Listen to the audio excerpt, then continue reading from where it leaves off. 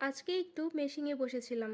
সেই যে কেটে রেখেছিলাম আমার সেই ম্যাক্সিটা, সেই যে কবে কেটে রেখেছিলাম, শুধু সেলাইটাই বাকি ছিল। তো ভাবলাম আজকে যেহেতু কাজ খুব একটা নেই, তার জন্য আজকেই সেলাইটা করিনি। আর এই ম্যাক্সিটা সেলাই করতে খুব একটা সময় লাগেনি, খুব তাড়াতাড়ি হয়ে গেছে, শুধু সময়ের অভাবে পড়েছিল। এরপরে চলে যাব রান্না করতে। ওর বাবাও নাই বাসায়। ওর বাবা বলে গেল যে শিব মন্দিরে যাবে, ওইটা যত সম্ভব শেরপুর। তো যাই হোক, ও চলে গেছে আর আমরা মা মেয়ে শুধু খাবো, তার জন্যই তো শুধু রান্না করে নিলাম মাছ ভুনা। আর এদিকে হচ্ছে খাসির মাংসের তরকারিটা গতকালকের ছিল, তো এটাই গরম করে নিয়েছি।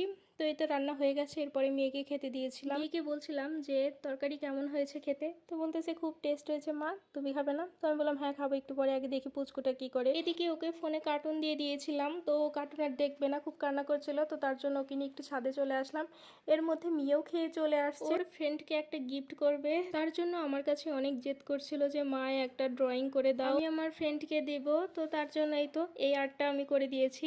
অনেক দিন পর আঁকলাম, কেমন হয়েছে কমেন্টে জানিও, কারণ আগে অনেক আঁকতাম, এখন আর আঁকা হয় না। যাই হোক, তো এই ছোটবেলার এই দিনগুলো খুব মিস করি। দেখো ওরা কত খুশি, জিনিসটা সামান্য হলেও এই আনন্দটা অনেক বেশি। আর এই সুন্দর মুহূর্তগুলো যখন বড় হয়ে যাবে তখন শুধু স্মৃতি হয়ে থাকবে। এদিকে পুচকুটাকে নিয়ে মেয়ে খেলছিল, তো আমি বললাম চলো বাসায় চলে যাই। হালকা বৃষ্টি হচ্ছিল, তো মেয়ে বলছিল যে মা একটু থাকি এখানে। আর আমার পুচকুটা তো কিছুতেই বাসায় আসবে না, তারপরও ওকে জোর করে নিয়ে আসলাম, কারণ বাইরে বৃষ্টি হচ্ছে অনেক।